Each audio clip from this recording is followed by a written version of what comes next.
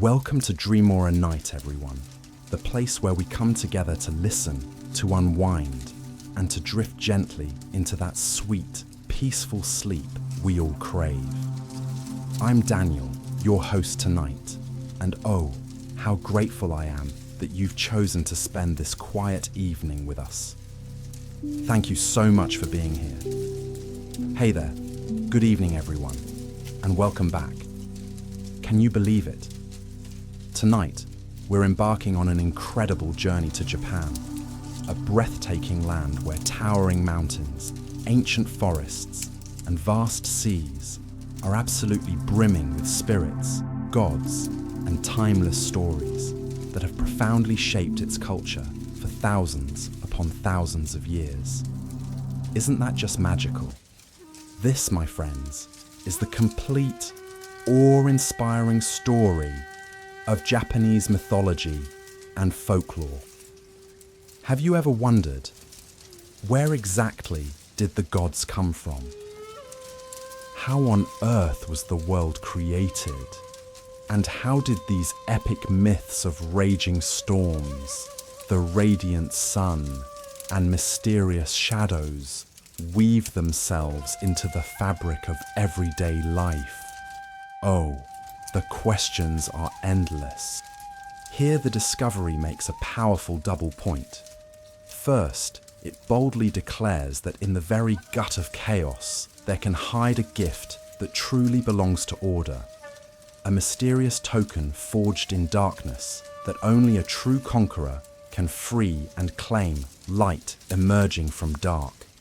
Second, it shows a god at his absolute best when he chooses to send that precious gift onward instead of keeping it to strut proudly before the village humility over ego shining. The sword that will one day be drawn by a mortal hero belongs first to the storm god before it belongs to kings, legacy generously shared. Suza! Its peaceful house at Shamshuge became a cherished place of instruction and wisdom-teaching ground for generations. Here, wide-eyed boys were told by elders who had witnessed the river run red with monster blood that unchecked rage is a poor engineer destruction without purpose warned against.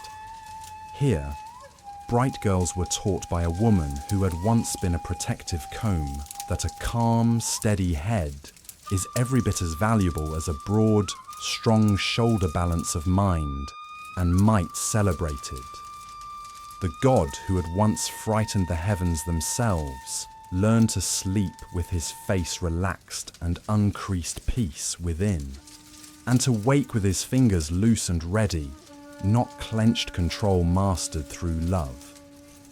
He did not stop being a storm never. He simply learned to be a storm that wisely understands the crucial difference between a vulnerable field and a sturdy fortress discernment, earned the hard way. Yet the rich, vibrant history of Izumo does not end neatly with a joyful wedding and a tender poem and a buried tale of monstrous defeat. No, far from it. The land continues to raise inspiring leaders among its kami, just as naturally as it raises soft moss on ancient stones, legacy enduring forever. Oh, my friends, can you feel the profound legacy stirring in the air?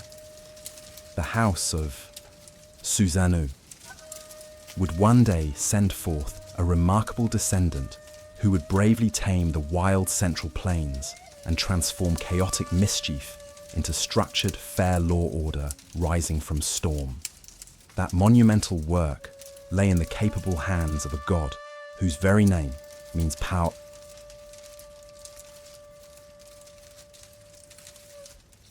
Master of the great land, Okunanushi, a patient, visionary maker of winding roads, healing cures, and wise bargains. Isn't that the perfect embodiment of steady leadership? He would learn true kindness from a suffering hair compassion born in humility, courage from a clever trickster boldness sharpened by wit, and prudence from rigorous tests set by an ancestor who deeply respected sharper, quicker minds, growth through challenge. His era would answer a sacred call from the high plane and mark a historic new transfer of authority from earth back to heaven, cycles turning once more. How epic, how destined. Before that inspiring tale truly begins, hold on just a moment. Let us stand one last, lingering time at the sturdy fence of 8 gates and listen closely to the gentle river sliding peacefully past the broken stumps of what once arrogantly thought itself eternal. Victory's quiet aftermath. Can you hear the water's soothing whisper? If you lean in close, really close, you can still catch the faint, lingering smell of intoxicating sweetness in the rich mud and the sharp tang of iron in the resilient weeds, echoes of battle and triumph. The pure air of Izumo carries forever the vivid memory of a night when laughter fled the world in terror and then miraculously returned with joy, and of a later, darker night when something even more sinister slithered down the mountain and never, ever walked back up again. Evil vanquished. Chills, right? It is precisely for such desperate, frightening nights that gods are graciously allowed to be difficult and stormy, so that when the critical moment arrives, that very difficulty can be transformed into breathtaking rescue redemption through chaos. What a profound truth. From the radiant high plain, the sun goddess watched tenderly as the river valley regained its ordinary, hard-won peace and felt a quiet nod rise warmly within her sisterly approval. That a once troublesome brother was finally beginning to make better, more constructive use of his thunderous noise. Growth acknowledged, in the serene palace, a legendary sword rested peacefully on a stand of silent, polished wood power at rest. In a blooming garden, a gentle bride learned the winding paths of her new, loving house domestic bliss. In the mountain pass, a profound silence had taken firm seat where a many-headed abomination had once sagged in defeat, threat gone forever. The story moves now with graceful purpose from the wild storm to the stable land, and from the dramatic flash of a heroic blade to the patient, enduring art of rule shift in focus. Islands, after all, endure through the steadfast patience of their devoted maker's legacy of care. After the terrifying serpent was decisively cut down, and the river of an Izumo ran pure and clean once more. Renewal, the immense work of shaping the country, passed into calmer hands that wisely favoured thoughtful craft over loud clamour evolution in leadership. Susanoo had generously offered the valley a thunderous lesson in power and a tender love song of protection. What gifts, what the land truly needed next was a dedicated steward who would carve reliable roads where there had been only faint tracks, who would coax miraculous medicine from bitter greens, who would teach spirits and people alike how to peacefully share a household harmony builder. That noble steward rose proudly from the fiery lineage of the storm itself, roots remembered. He is remembered eternally by a name that is both exalted title and inescapable fate. Master of the great land, Okuninushi, destined ruler. He did not begin as the tallest, most imposing tree in the grove, no. He was the humble youngest among a vast brood of brothers, so numerous that weary storytellers simply give up counting and call them 80 overwhelming family. They were proud, boastful hunters and long-striding warriors who spoke of marriage as if it were a rough game played with sharp spears arrogance on display. Their eager target was a princess of the Inaba region, a woman of brilliantly sharp mind and eyes like crystal-clear river water, sparkling in sunlight, intelligent beauty.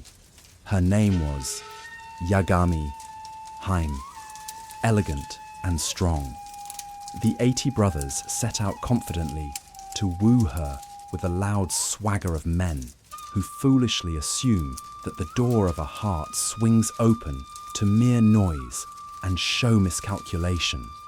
Okuninushi travelled quietly behind them like a humble servant, burdened heavily by their many bundles, his strong shoulders wearing the red marks of leather straps, humility in action. There is a particular quiet kind of greatness that walks at the very end of a line and learns to see what proud leaders often miss wisdom from the rear. On the way, they came upon a poor white hare in dreadful, agonizing, pain-heart-wrenching sight. Its soft skin had been cruelly stripped by a vicious trick of sea folk, and the creature shivered helplessly in a patch of coarse sand that stung it mercilessly, with every trembling breath pure suffering. The elder brothers laughed mockingly at the animal and offered false, harmful counsel, which is truly a form of malice, isn't it? They told the hare to bathe in stinging salt surf and lie exposed in the cutting wind-cruel advice.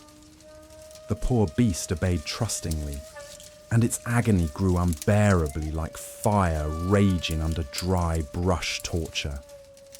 Then the last man to pass the youngest set down his heavy burdens with care and knelt compassionately. Okuninushi spoke as one gently speaks to frightened children and to those enduring great suffering kindness itself. "Wash first in soothing fresh water," he said softly. "Then lie upon a bed of soft reeds, and the healing pollen will be balm." Simple mercy, profound impact.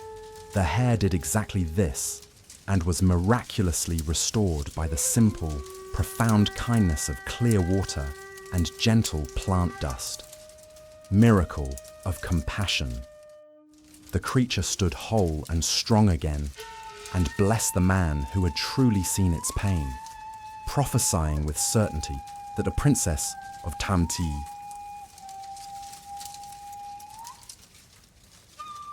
Naba would not choose a suitor who mocked suffering. She would choose the one who had stooped low to help a helpless hare destiny foretold. So it happened, just as promised. Yagami Haim held a court of her own wise judgment, independent spirit. She saw straight through empty ornaments and hollow boasts, and named the humble youngest as her husband. True heart recognized. The 80 glowed with burning insult, and their dangerous glow turned to fury. Pride wounded. Pride that has been cut always bleeds rage vengeful hearts. They tried to kill their brother with a wicked scheme that would have suited cruel ogre's betrayal. They coaxed him innocently into a deadly burning trap and left him as mere charcoal for the indifferent, wind-murderous intent. In one touching telling, it is his devoted mother who found a miraculous way to call him back from the brink, maternal love triumphant. In another, compassionate gods of healing stepped forth from sacred groves and towering mountains and brought him around with potent herbs and life-giving breath-divine intervention. Whichever the heartwarming path, the gentle boy, who had lifted a suffering hare to mercy, was lifted in turn by caring hands that cherished him. Justice poetic. He rose renewed with scars that would later read like holy scripture marks of trials endured. The elder brothers tried yet again persistent malice, and the weary world finally grew tired of their endless cruelty. The loving mother, who had rescued the youngest, urged him urgently to flee to the far root of the earth, where Susanoo kept a mysterious house beneath rolling thunder, safety and storm. If you would live she pleaded. Go down and seek the Storm Father. Take his daunting tests. Win his hard-earned favor. Gain a weapon that cannot be turned against you by envious kin. Wise counsel, life-saving. Okuninushi obeyed without hesitation, because obedience to wise, loving counsel is truly a form of courage that epic ballads do not always praise loudly enough. Quiet heroism. The perilous path to the underworld led through shadowy valleys, where the wind carried the sharp smell of iron, and through echoing halls lit by an eerie glow that seemed to rise mysteriously from within the ancient stone's otherworldly journey. There, in a fortress of strange, tense hospitality, he met a beautiful daughter of Susanoo, named as Suzeriheim. Fated meeting. She saw in him what he did not yet fully know he possessed, the steady, controlled flame that cooks food perfectly without charring it reliable warmth. Love found its perfect sentence in their very first look. Spark ignited. Susanoo arrived with a booming laugh like crashing surf under a high cliff and stared intently at the bold visitor who dared want to marry his precious child fatherly scrutiny. The old storm does not give consent to any suitor's hand without rigorous trial tests of worth. If you seek to be kin, he growled, then live this night in the hall where serpents sleep. The snakes are unkind, deadly.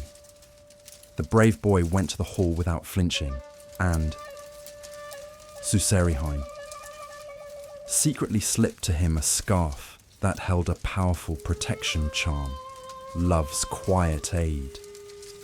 When the venomous snakes raised their heads to strike, he wrapped himself in the gift, and their deadly bites could not find his skin miracle of care.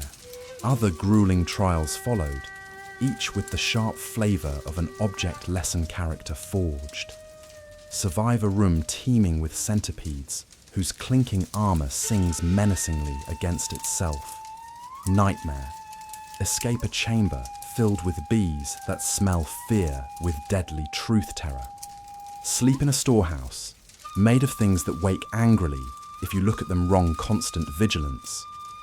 In each harrowing case, the devoted daughter supplied the crucial wisdom that perfectly balances vigilance and calm partnership shining. She taught him that a simple string can be a leash for trouble, that a soothing tune can turn anger aside, that a single grain of patience is truly a mountain in disguise. Lessons of love and survival. At last, Suzanne set the sharpest, most dangerous test of all ultimate trial. He asked the boy to draw his own hair into a tight knot and use a bow to pin it securely in place, then sent him out alone to an empty, dry field and fired the grass all around him. Inferno closing. Flames drew a deadly circle and began to tighten, mercilessly trapped. Okuninushi did not thrash wildly at the fire or plead desperately with the sky. No panic. He remembered the old, wise story that a blade can cut grass when it must. Resourcefulness. He cut a narrow path where the circle was weakest and escaped the suffocating heat that tried to claim his last breath survival through calm wit. There are so many lessons here, and one of them is beautifully simple. A trap does not hold a mind that knows how to find a seem-clever escape. Satisfied, or at least contained, by newfound respect, Susanoo yet tested the youth one final time. Last hurdle. He hung the great sword that had once cut a monstrous serpent high above the marriage bed, as if to remind all parties that a god always keeps his sharp edge, even in domestic bliss. Warning wrapped in approval. The gesture was gruff blessing, dressed as stern, warning fatherly love. He then gave his precious daughter to the worthy survivor with the look that said, "Take care of what I love most, and I may, on a good day, remember to fully approve." Acceptance earned. From the vast store of his stormy power, he offered words that could bind tightly, and words that could loosen gently, gifts of balance. The young couple left the shadowy halls beneath and rose joyfully again into the bright lands of light, carrying with them trophies far less visible than gleaming blades. They had deep patience and a lifelong habit of truly listening, and the profound knowledge that a house survives and thrives when its keepers choose to laugh before anger ever takes the floor wisdom for living.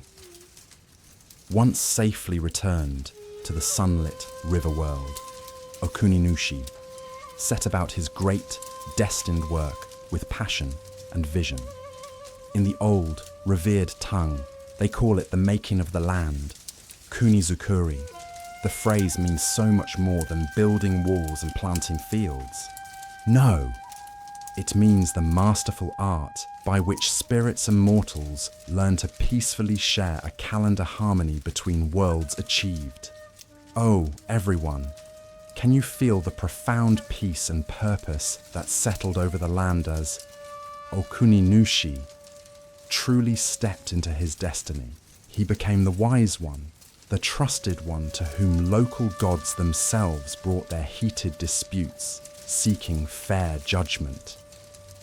He learned intimately the secret names of misty marshes and the ever-changing tempers of whispering winds, deep connection with nature. He taught healing that soared far beyond simple camp recipes and blossomed into sacred sets of prayers and precise instructions. Medicine elevated to art. Night fever yields obediently to cool water, taken with a charm crafted from the seventh leaf of a stalk that grows where elegant cranes peacefully sleep. Miraculous specificity. The painful bite of a bad spirit yields to purifying smoke that passes 3 times through a ring of reed and 3 times through a ring of willow ritual power. These intricate details make stern historians frown in puzzlement and warm grandfathers smile with nostalgic pride. Don't you love that contrast? A people is beautifully stitched together by such precious, colourful fragments, cultural tapestry woven tight. In this noble, tireless labour, oh, the companionship that fate granted. He found a companion as wonderfully odd as any legend could ever bestow. The figure was a dwarf, tall only to the knee, yet big and bold above it, sly of sparkling eye and lightning quick of hand mischievous delight.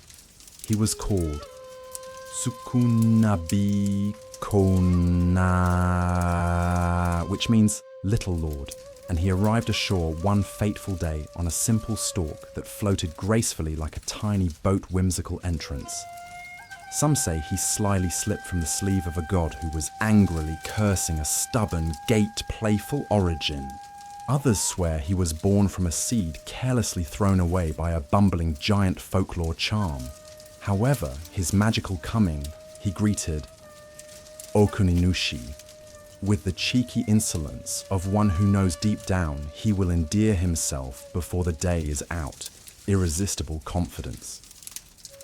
Together, oh, what a duo. They swept aside crippling sickness and taught the careful brewing of potent medicines that ease deep bone ache and soothe the pains of childbirth healing miracles shared. They taught humble farmers the respectful courtesy by which a field generously repays its diligent keeper harmony with earth. They chased eerie, uncanny pests from precious granaries with clever rituals that look like harmless jokes, but absolutely are not serious magic disguised as play. They set firm boundary stones that even spirits could clearly understand and respect sacred borders. and they taught the heartfelt songs one sings when politely asking a hill to share a winding road diplomacy with landscape. For a joyful time, the mismatched pair was pure comedy of size yet perfect, unerring aim delightful partnership that must have brought endless laughter. Then, as the most cherished odd friends inevitably do, the small one said a fond farewell and leaped boldly across the vast sea to dwell where great distance forbids future visits. Bittersweet parting. Okuninushi watched the glittering, sparkling path of his departure across the waves and returned quietly to his dedicated rounds with the gentle, reflective quiet that always follows the end of a truly fine chapter, melancholy yet grateful. By now, the 80 jealous brothers had finally spent their burning malice exhaustion of hate.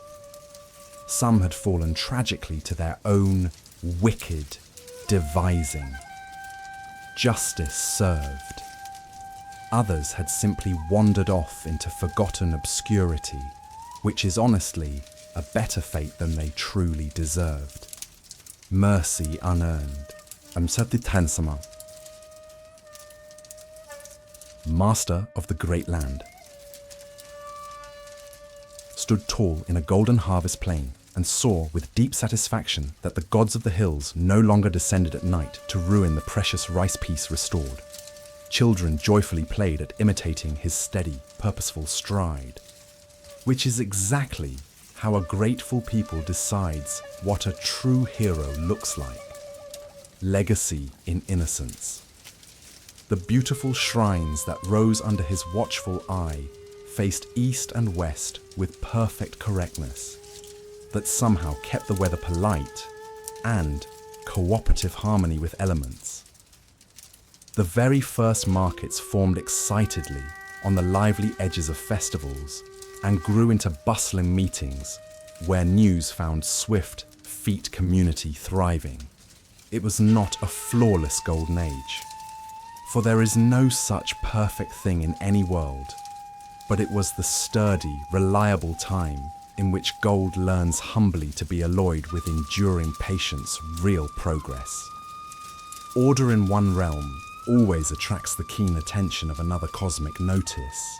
In the radiant high plane, the sun had faithfully returned to her essential duties, and the heavenly court had diligently rebuilt what the storm had once broken restoration complete. From that lofty height, Amaterasu and her wise council looked down with clear vision and saw a land finally ready for its next profound sentence transition approaching. They had long held the sacred charge that the line of the high plain would one day take loving stewardship of the reed plain. Below destiny, calling. The vital pact between the realms needed careful making diplomacy of gods. The decision was to first ask politely for a gift, and then to send unmistakable proof that refusal would be unwise balance of courtesy and strength. Such is the careful way of many treaties. Before force, words. After words, the right messenger with the right, capable hand strategy eternal. Envoys came and went with messages of import.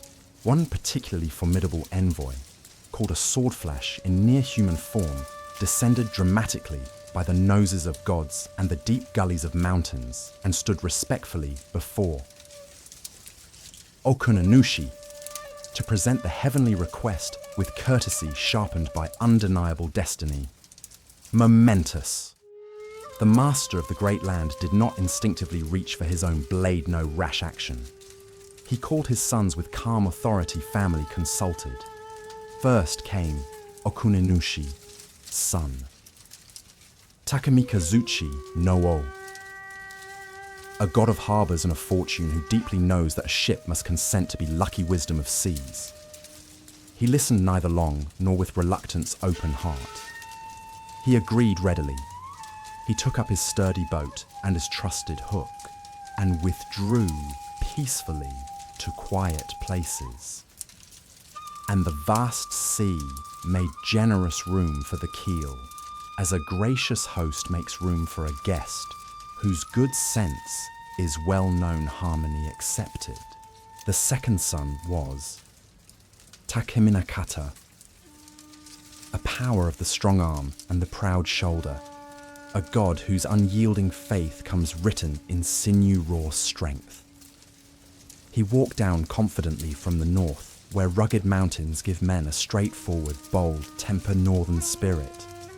He looked upon the envoy, who was the thunder of law given living limbs, and declared firmly he was unwilling to yield any ground to heaven defiance rising. When speeches fail, as they sometimes do, men and gods go to grips trial by combat. They seized each other fiercely by the wrist. Takeminakata felt a hand that mysteriously shifted under his palm and became first icy cold and then blazing flame. And in that astonishing metamorphosis, he began to understand that he was not wrestling a mere courier, no ordinary foe. He strained mightily and stamped the ground and felt his own living strength matched perfectly and then surpassed without malice respect in power. Then he was thrown decisively and pinned with a pressure that did not injure, but allowed no argument whatsoever. Lesson delivered. He rose from the dust with red ears, and appalled pride-humility earned and left the field, not skulking in shame, but not singing victory either. He went to the province of Shinano, where rivers are young and fresh, and promised to live by a vow that has a mountain's immovable weight new beginning. Leave trouble to those who like it. Wise retreat. Okuninushi watched his sons choose their separate roads with a father's thoughtful gaze, and carefully measured the heavenly offer against the thriving health of the land he had taught to breathe well-responsible stewardship. He asked a thing both modest in scope and magnificent in vision. If I give the surface and the sunlight to the grandchild of the forest, high plain, he proposed, let me keep the realm that eyes do not see the hidden part of the world, the quiet space behind the hedge where secrets peacefully nap. Build for me a shrine that honors this unseen office, a house of pillars so tall that cranes will mistake it for a cliff, and a roof so generous that rain will hush its own noise upon it. Let the people forever remember that the unseen hosts as much vibrant life as the seen. In return, I will give the open country to the new order and bless its ploughs. Generous bargain. The offer pleased both sides, deeply agreement reached. The envoy nodded solemnly, and the earth itself answered with a gentle tremor of agreement rather than fear. Harmony sealed, craftsmen gathered eagerly with the excitement that follows a commission truly worthy of epic song artisans inspired.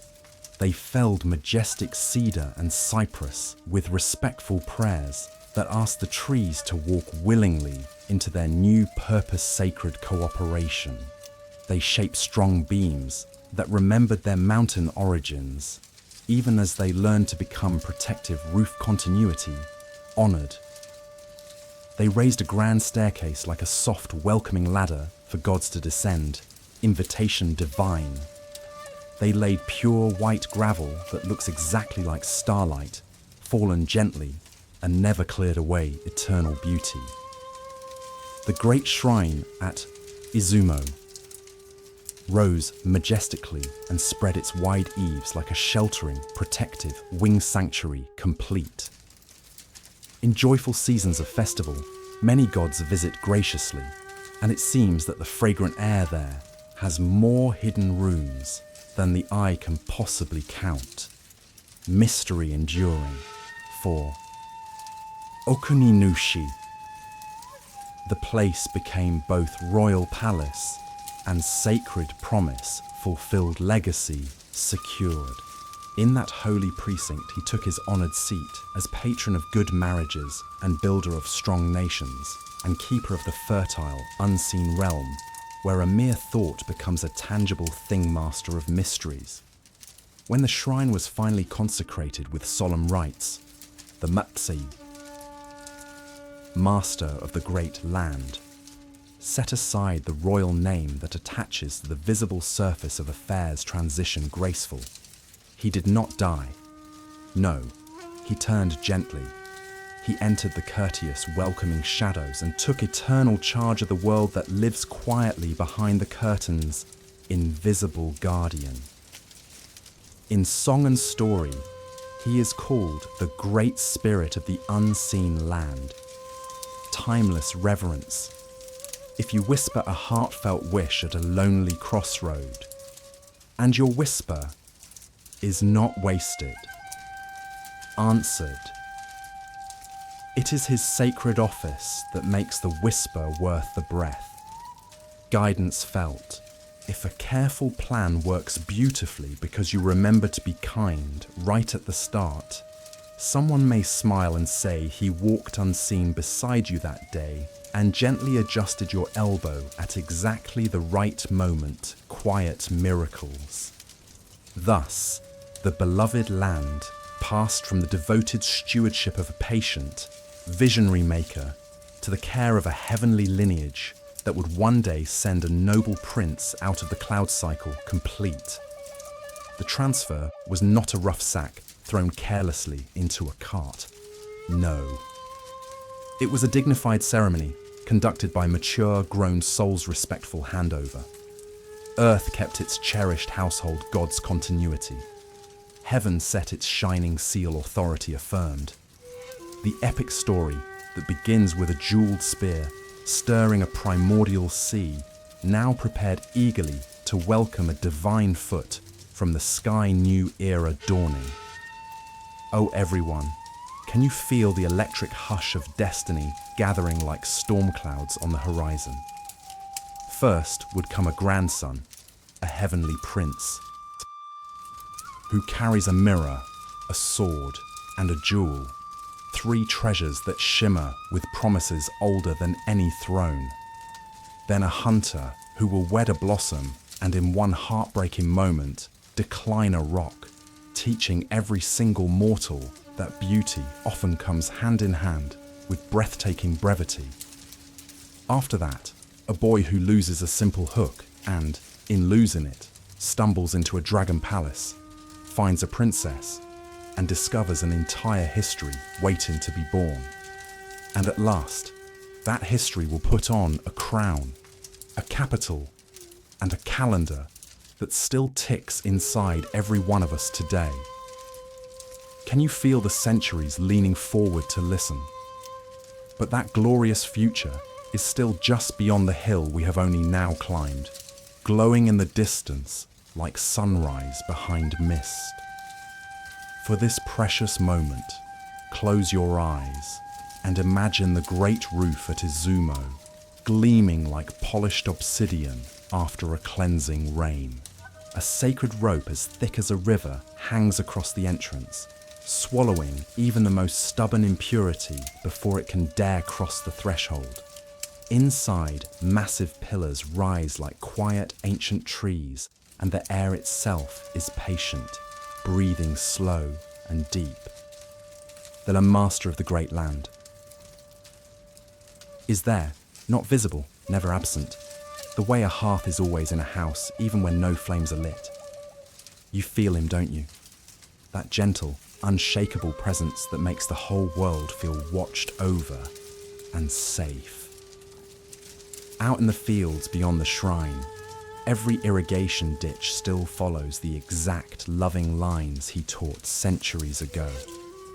And in the bustling market, an old woman sells steaming concoctions that soothe even the deepest cough, because long ago, a little lord and a tall friend sat together under lantern light, compared leaves, tasted brews, and found a compound that actually worked. Their laughter still echoes in every cup she pours. The bargain holds. Oh, it holds beautifully. The hills offer mysterious foxfire on moonless nights, and the courts offer steady law by day. And between them walk ordinary mortals who greet gates and stones and streams with tiny bows and whispered thanks. Gestures that cost nothing yet somehow save the entire world. Isn't that the most gorgeous truth you've ever heard? There is a way a story tilts when it's ready for its next great chapter. When heaven finally decides to step upon earth, it does not crash down like a stone or drift in like a lost leaf. No, it lowers itself with breathtaking ceremony, the way a great lantern is carefully lowered into a hall that has been swept of every single grain of dust. Slow, deliberate, reverent. From the dazzling wall. High plain. The sun goddess gazed down upon the Wapai, reed plainway below, and saw a land perfectly ordered by patience and treaties, a country that had finally learned the quiet speech of irrigation ditches and the deep courtesy of shrines. Her heart swelled. Can you feel it? The time was right, perfectly, achingly right, to join sky to soil with a living bridge, not a span of rope or cloud, but a real person who would carry the weight of daylight itself in his very bones. Destiny trembling on the edge. Her first thought had not actually been the grandson. Isn't that surprising? In the oldest, most tender recounting, Amaterasu turned first to her own son, the master of broad skies, and asked him, with all a mother's hope, to descend and rule. He looked down upon the earth, so far, so fragile, and hesitated, because he knew the work of founding a realm is a long, long meal of hard bread and harder choices. He wanted to be certain the table was truly set. A son's caution, a mother's understanding. Beautiful, isn't it? So messengers tried the road instead. And one of them, oh, the tragedy, lost himself completely in the pleasures of the lower world, wooed by a beautiful bride and lulled by the soft, dangerous lies of comfort, until a sharp arrow of truth returned to him and reminded him that such forgetfulness is fatal. Lesson learned the hardest way. Heaven realized it must send not a wanderer who could be distracted, but a true scion with a mandate so bright it would blind doubt itself. So the choice fell, with perfect cosmic inevitability, upon the sun goddess's grandson, a young god whose name is Ninigi. He was given an entire company of deities to guide, guard, and advise him, because even a divine prince profits by wise counsel, and roads already walked by others. A retinue fit for legend. The path lay through shimmering ledges of cloud, down to the rugged mountains of the south, where ancient cedar takes hold with unshakable confidence.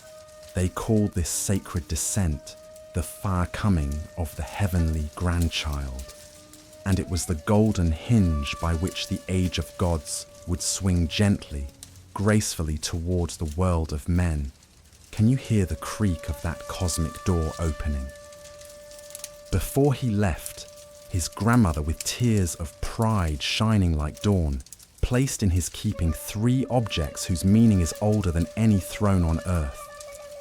The first was a mirror wrought so perfectly that light rests upon it exactly as water rests in a still, still bowl. Truth and reflection.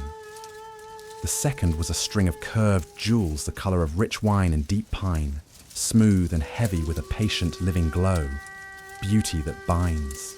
The third was a sword that had once slept inside a serpent and had been lifted from the wound by a god who finally learned the right use of anger, courage tempered by wisdom.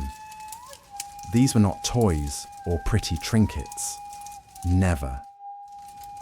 They were solemn pledges, the mirror promised rule that reflects and considers before it acts.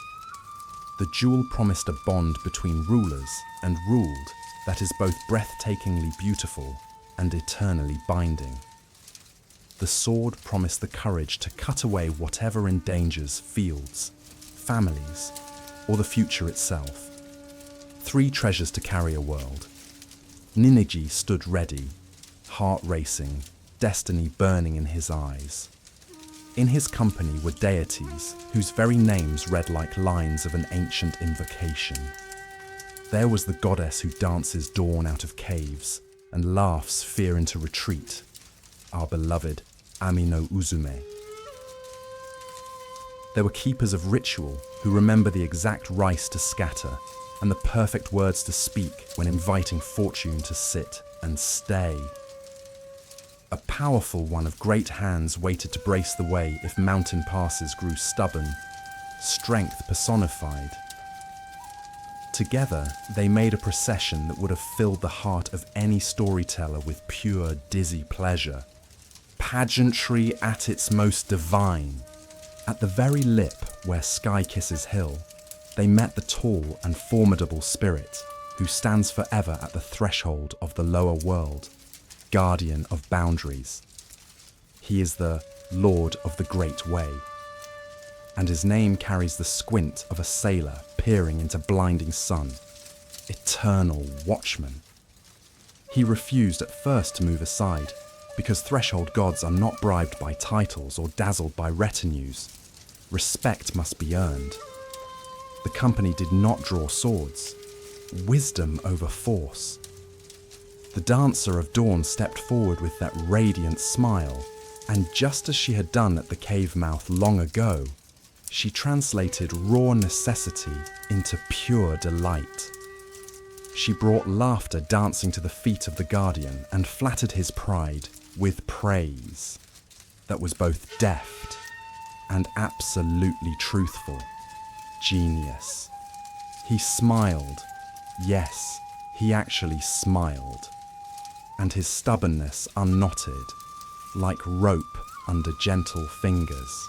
He led them down the right spur into the mountains of Kyushu and stood by proudly as Ninigi planted his foot upon a peak of clear, sacred air the moment the heavens touched earth. The mountain is called Takachiho, and there the prince made camp.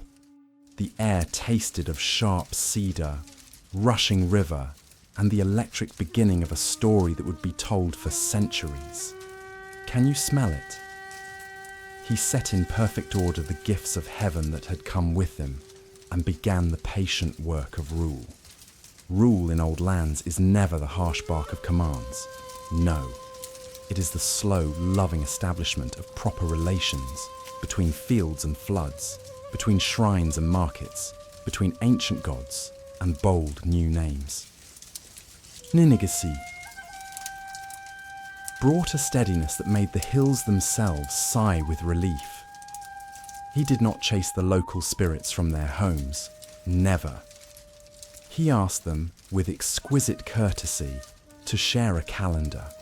They consented gladly because consent had been paid for with genuine respect, harmony achieved.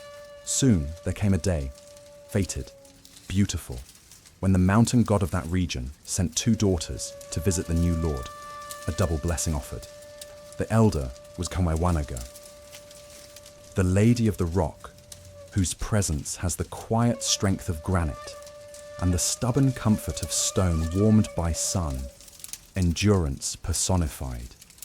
The younger was Makonohana, the lady of blossoms, whose step is the light rhythm of spring itself, and whose smile carries more promise than an entire field of opening buds, ephemeral beauty. The father did not simply offer them as one offers horses, never. He sent both so that the ruler who accepted them would enjoy a double blessing. Through rock, he would endure forever. Through blossom, he would be lovely and abundantly fruitful, perfect balance. Ninigi saw the younger first. He fell in love at once. Who wouldn't? He asked for her hand and did not ask for the elder. Oh, the fateful choice. The message returned to the mountain lord, who, fair-minded as he was, felt the sharp sting of insult. He sent back a warning wrapped in sorrowful courtesy. You have chosen the flower and refused the rock. Because you denied the elder, your line will be beautiful and short-lived. Had you married the elder also, your line would have lasted as mountains last. Thus did a god write mortality itself into the calendar of kings, and of every ordinary person as well. The tale is harsh, so harsh, and yet it holds the aching truth that we humans embrace brightness even knowing it fades. We are made by that choice as much as by our very breath. Can you feel the bittersweet weight of it? Ninigi and Ankono Hana were married with rites fit for a union meant to anchor an entire realm. Joy and gravity intertwined. The bride was not long in joy before cruel rumour put a dark stain upon it. Gossip's poison. She conceived quickly, blessing or curse, and her husband felt a small corrosive doubt rise in him like a fish testing the surface. How doubt creeps. He wondered if the child was truly of his own seed or of some secret lover's. The acid of mistrust. Doubt in a ruler is an acid. It eats wood, then stone, then the hand that holds both. Konohana answered the creeping poison with a trial that has been told and retold around countless hearths, legend born of fire. She built a birth hut of dry reeds and entered it when the time came.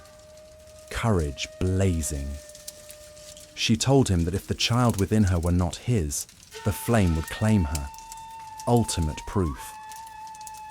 She set the hut alight and sat in the center, as calmly as if seated in the middle of a full moon. Faith unshakable. Oh, my friends, can you feel the raw, heart-pounding drama of that moment? Fire eats greedily, at first ravenous, terrifying, and then, almost miraculously, with a kind of graceful acceptance, the neighbors watched with faces drawn tight in horror and hope, breath held, and the husband, poor Ninigi, stood frozen, mouth open in shock, as if he had forgotten how to close it or even breathe. The tension is unbearable, isn't it? Thick smoke vented out through the dry thatch and twisting ribbons, ominous and beautiful. When the blazing roof finally collapsed, oh, the gasp. It fell around her and not upon her, as if the flames themselves bowed in respect. Miracle of faith. She walked out unscathed, serene and strong, bearing a son whose tender skin glowed with the unmistakable health of heavenly blessings proof, undeniable. He was followed by another son and, in some hauntingly beautiful songs, by a third lineage secured. Joy after terror.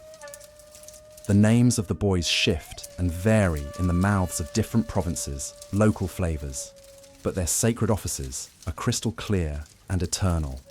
One loved the vast sea and the lucky magic of Hook's fisherman's heart. One loved fierce contest and challenge warrior spirit. One loved the rugged mountain and the thrilling chase hunter's soul. The eldest became a true master of the shore guardian of coasts. The second found his dramatic fate later in lines that do not hold us here. Another tale for another time. The youngest had a name that evokes steep slopes and branching antlers wild and free. He is the Prince of the Mountain Hunt, and he is the one whose captivating story will carry us deep into mysterious oceans and glittering palaces and fateful meetings with kings who wear shimmering scales. Adventure calling. How exciting. Before we rush off with him, hold on just a breath. We must linger and truly see the shape of the home he left behind. The world. Ninigi, built with such care. Ninigi, governed from the sunny south, with the profound calm that had been gifted to him through the sacred mirror. Steady wisdom guiding every decision. He learned intimately which harvest prayers belong humbly before planting and which rise gratefully before threshing ritual perfected. He settled disputes with a patience so deep it taught people to bring him their quarrels long before they ever took them to angry fists. Peace through example.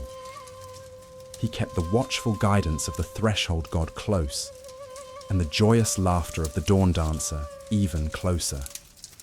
For there is no court heavenly or earthly that does not sour and darken when those two essential elements go missing. Balance remembered, he was not a bold maker like the Fas, master of the great land, who measured winding roads and marked sacred boundaries for spirits. No, he was a settler of the highest order, preserver and harmonizer. The difference truly matters, doesn't it? Builders bring scattered things together with vision. Rulers keep them together with care. The archipelago needed both creator and guardian. The new family grew strong and vibrant, and through the children, the priceless gifts of heaven began to wind themselves gracefully into human lines. Divine blood mingling with mortal.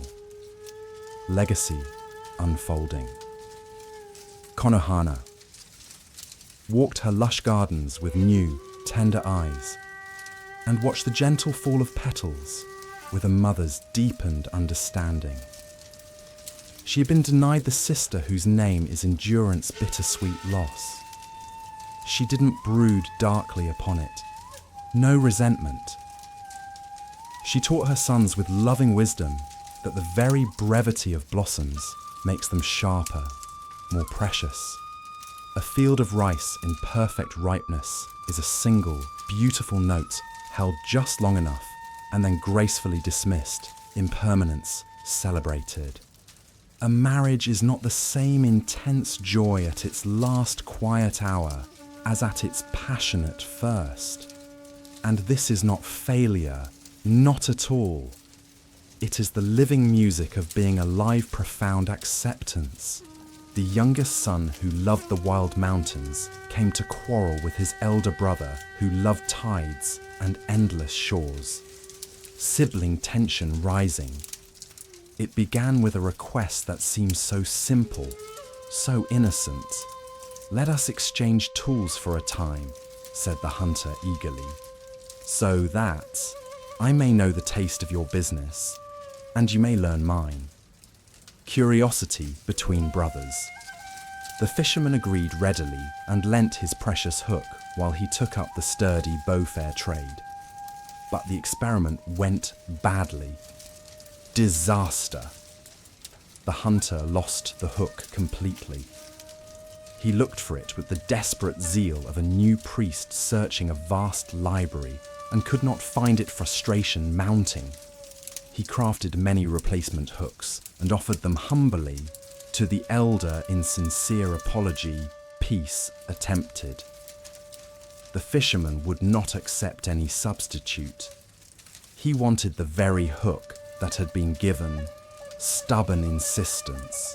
The story turned sharply in that tense moment toward a glittering palace far from any shore, and a mysterious princess whose father wears the endless sea like a royal robe, new adventure beckoning.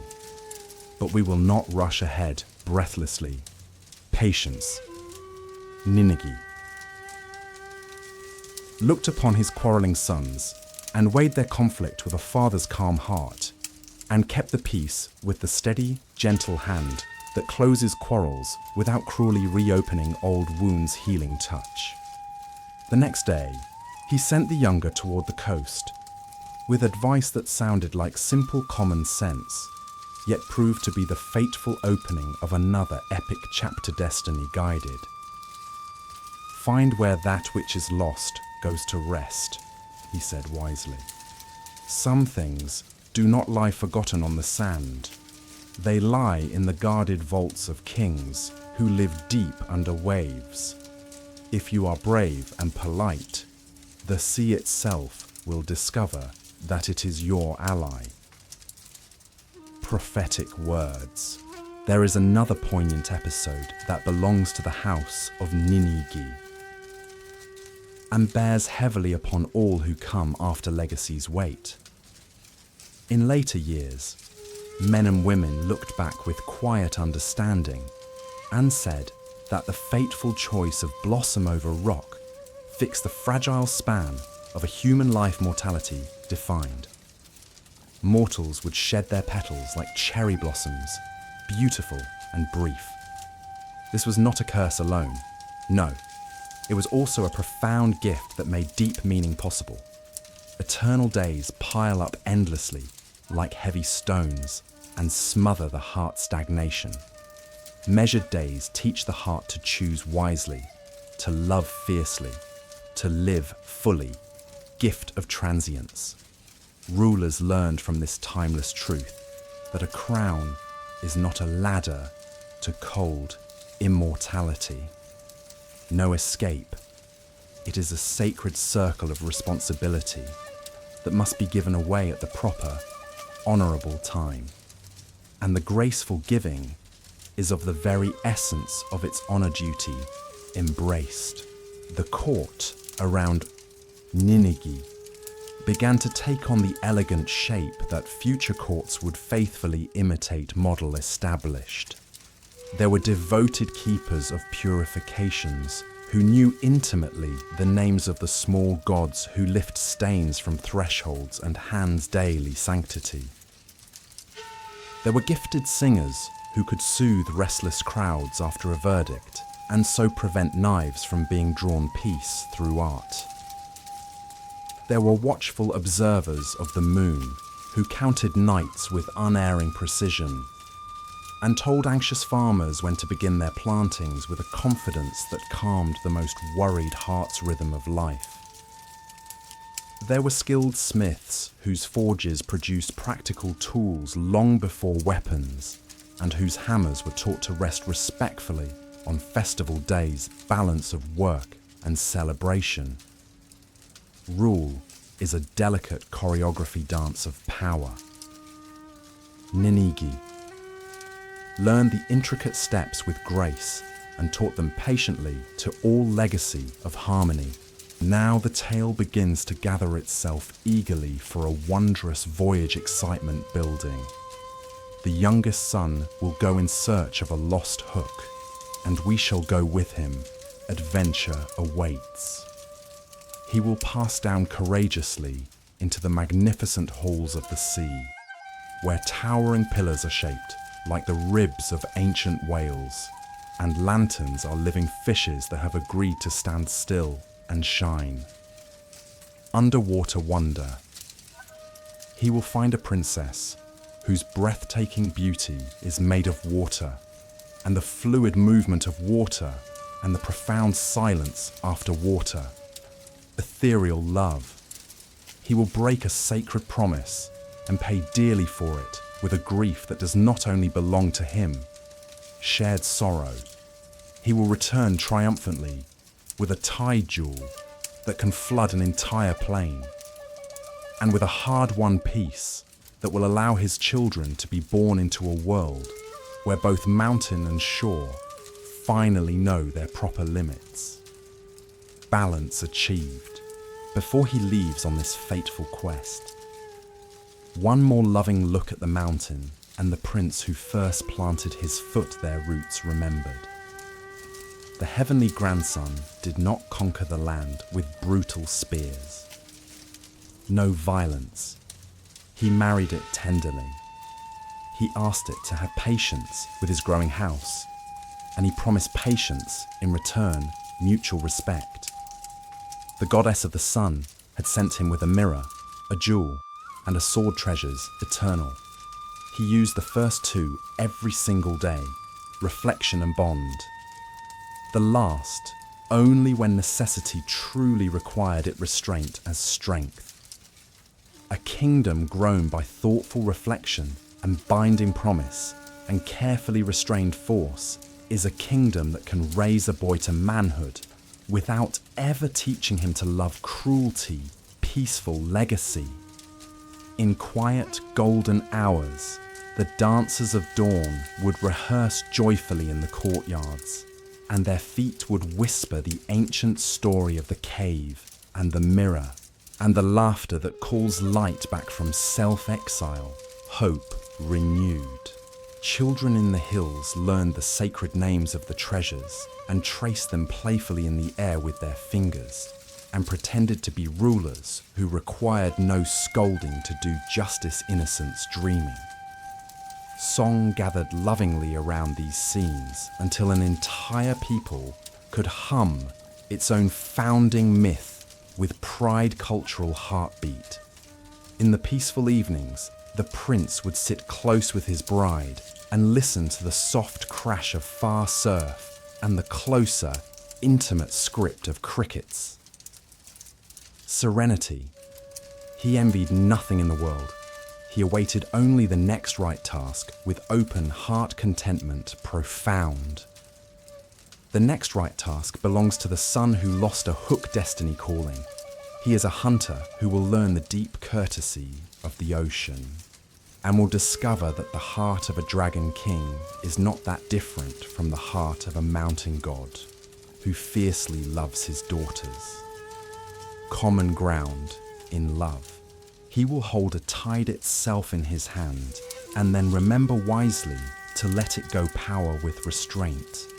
From his line, a child will later arise who will turn a bold journey east into the first chapter of human sovereign's history beginning.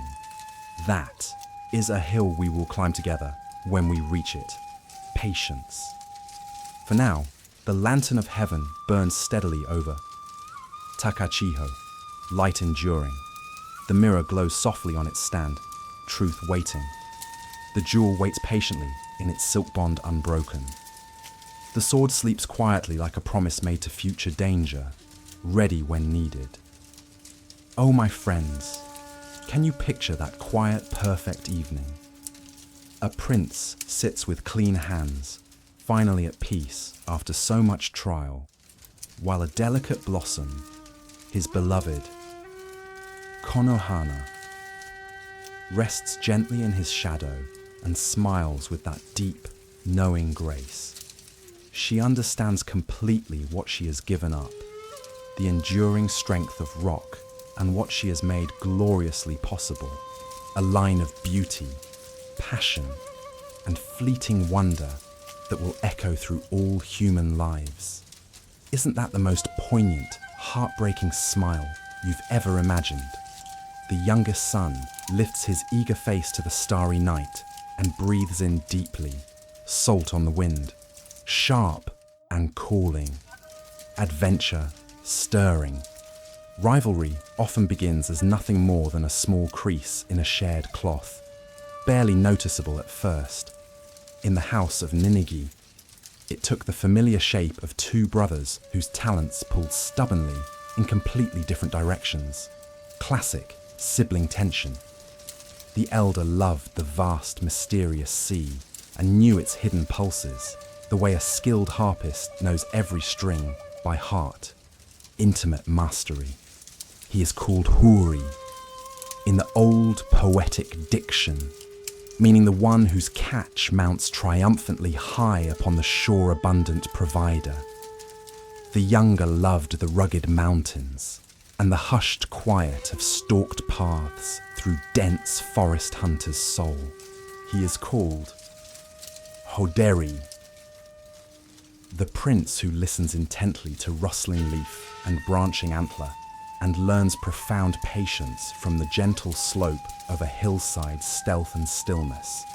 Between them lay a deep affection that could have been an unbreakable bond, and a pride that could spark like flint dangerous potential. The quarrel did not begin with cruel insult or shouting no. It began innocently with simple curiosity, brotherly exploration. Let us trade for a time, said the younger with excitement. "Give me your hook and take my bow.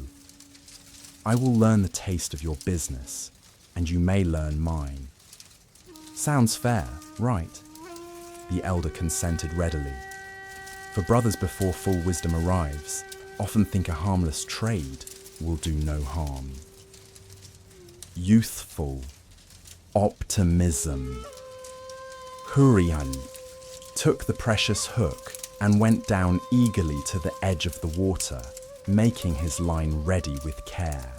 He cast it out as one casts a hopeful question into the unknown, and waited patiently as one waits for an oracle's answer. Anticipation building. The line drew tight suddenly. Bite! Then slackened disappointingly, and in the slow, frustrating theatre of trial and error, the hook vanished completely. Perhaps it snagged on a hidden rock.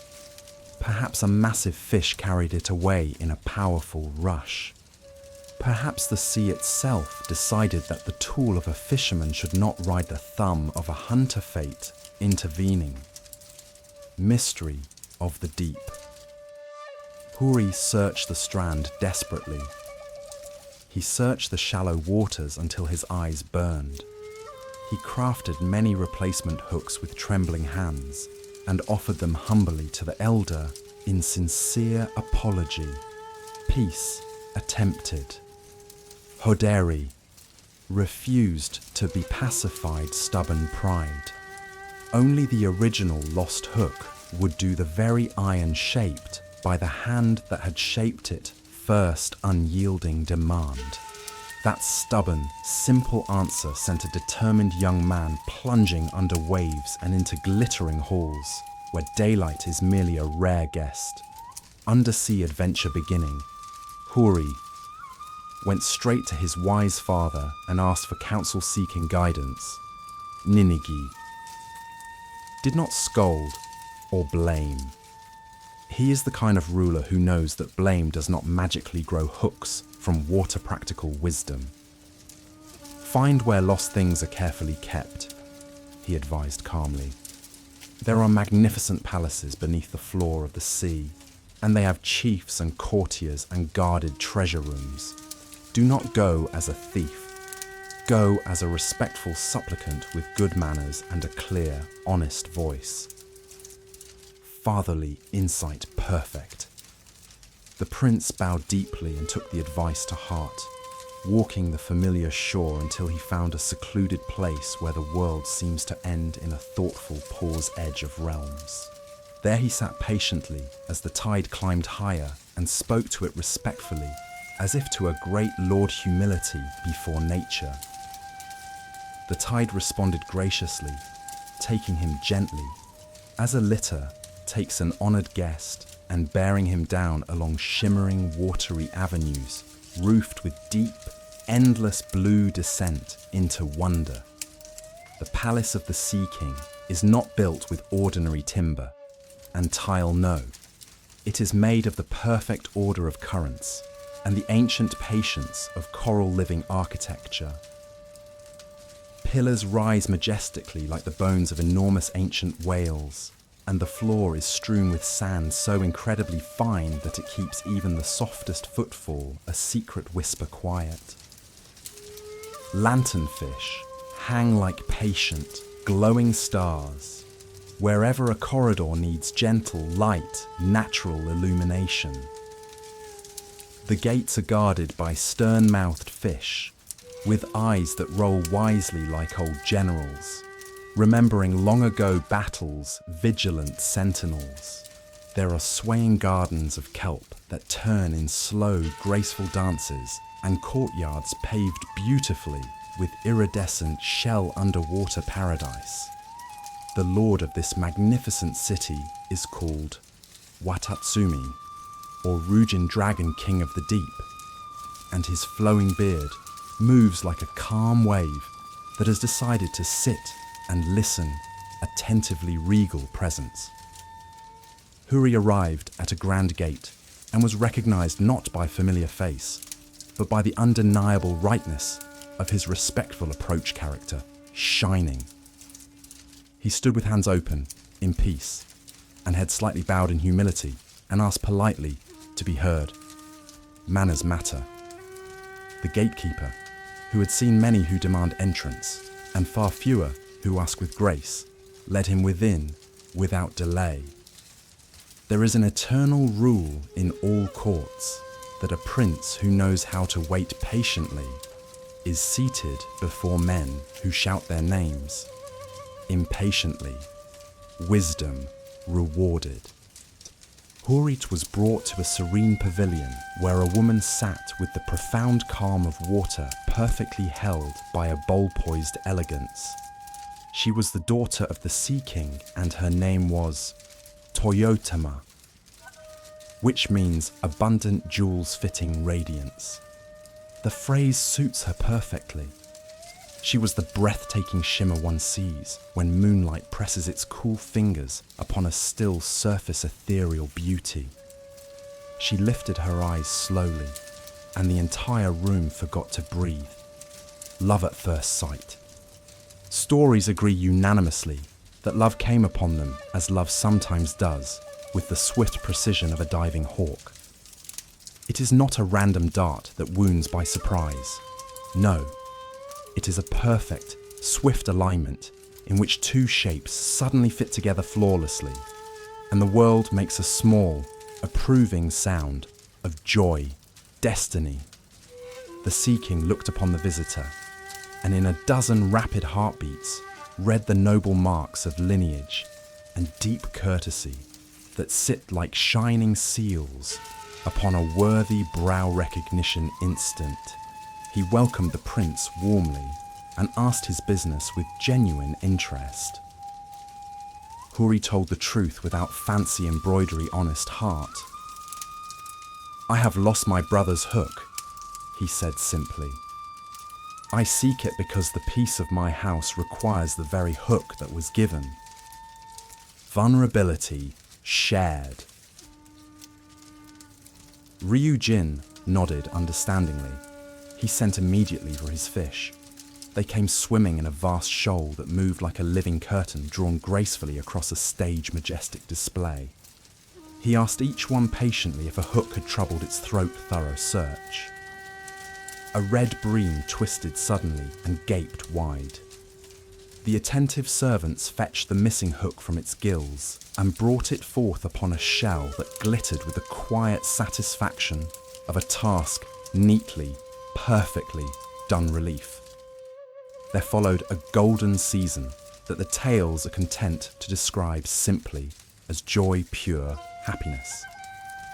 Huri remained in the palace as a deeply favoured guest, and the Sea King became a loving father-in-law.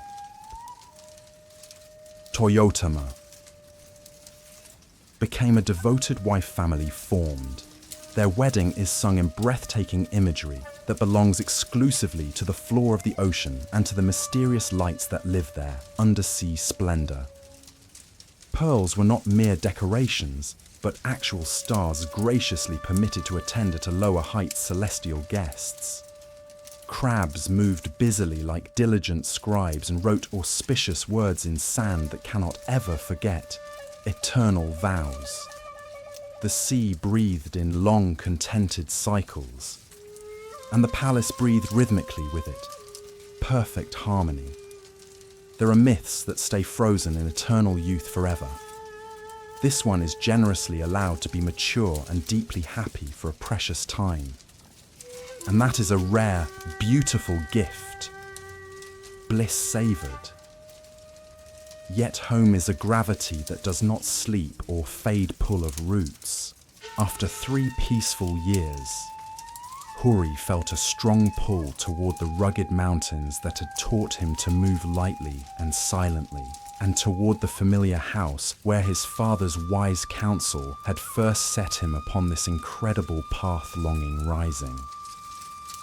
He went to his wife with gentle honesty and asked leave to return briefly to the upper world, promising a swift message and an even swifter return temporary parting. Toyotama listened as women who have loved princes listen, with quiet strength and understanding. She did not bind his promise with desperate chains, no clinging. She asked only that he remember what was deeply owed to the sea honor requested. Her father pressed two priceless treasures into her hands to make a potentially hard meeting, softer gifts of power. They are called the tide-controlling jewels miraculous. One brings rising water, one draws it away. With one, a vast plain can be drowned. With the other, it can be reclaimed control over elements. The Sea King is not in the habit of gifting such weapons without serious reasoned strategic generosity. He knew that Huri's old quarrel would be waiting like an unemptied bitter cup. He sent the jewels as a peace that could be gently offered or decisively forced, if gentleness fails. Wisdom in preparation. The prince rose gracefully from the water to the coast of a familiar land and sought his elder brother with hope reunion approaching. Hoderi was no less stiff than before and perhaps a degree more proud, for resentment does not sleep peacefully in absence, grudge lingering. Huri returned the long-lost hook without reproach. He did not scold or lecture about forgiveness. Grace offered. He simply asked for peace and was refused painful rejection. The elder fished angrily with rage for bait and cast a wide net of threats conflict reignited. Then, Huri used the first jewel calmly. He lifted it in his open palm and spoke the secret word that a father-in-law had taught him. Power activated. The sea climbed the shore relentlessly, and then the street, and then the very steps, until Hoderi found water rising to his belt, and then his chest, and then his lips, overwhelmed. He called desperately for mercy, which is a word that grows impossibly heavy upon a proud tongue. Humility forced. Huri raised the second jewel compassionately, and the water withdrew smoothly, as if a bed had been carefully made, and needed gentle smoothing crisis averted. Oh, my dear friends, can you feel the sweet, hard-won relief that finally washed over the brothers, like a gentle wave pulling back from the shore? Hoderi fell to the ground like a fish suddenly dropped from a basket, gasping, humbled, completely undone. He promised obedience with a voice that trembled from the depths of his pride, and this time, this precious time, he kept the promise with all his heart. Pride shattered, lesson etched forever. The quarrel ended in the only way some deep, stubborn quarrels truly can end. Not in immediate, overflowing love. Not yet, not quite, but in a profound, quiet recognition that there is a sacred limit to everything, and that a clear boundary can actually be a hidden blessing in disguise.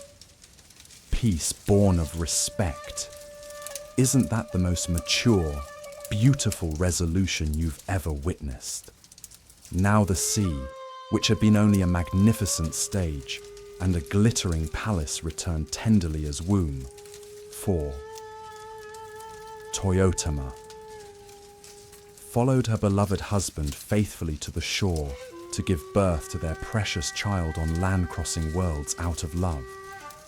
The old storytellers linger here with such exquisite tenderness that belongs to this figure more than to many others.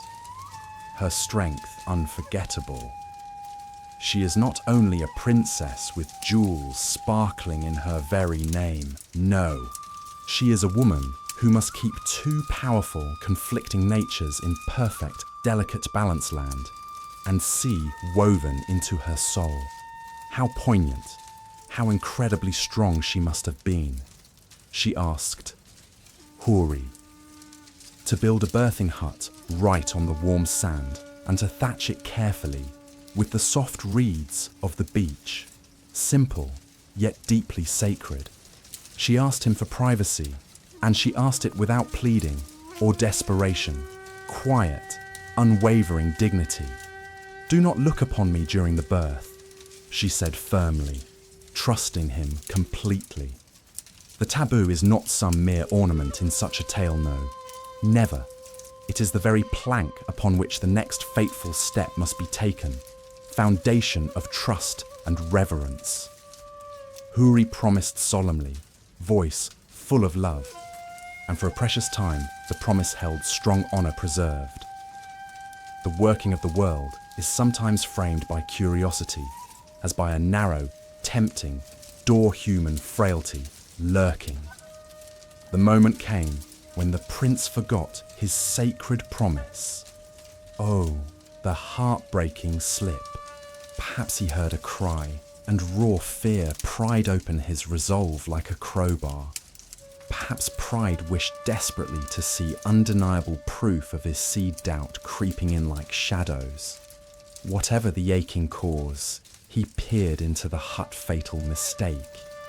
He saw not a woman bent by pain, but the true, awe-inspiring form of a sea being giving life on the land revelation overwhelming. The ancient texts call that majestic form Nami or Wani, a word that can point to a powerful dragon or a great reptile, or the sacred shape of a creature made entirely from waters immense, flowing strength, divine and terrifying. The sight shocked him, as a lightning bolt can hurt even if it does not kill soul-searing. He recoiled in horror. He had looked where he was asked not to look. He had seen what should remain forever veiled, and by that single, irreversible act had broken the fragile spell that permits love to live and thrive across borders bridge collapsed.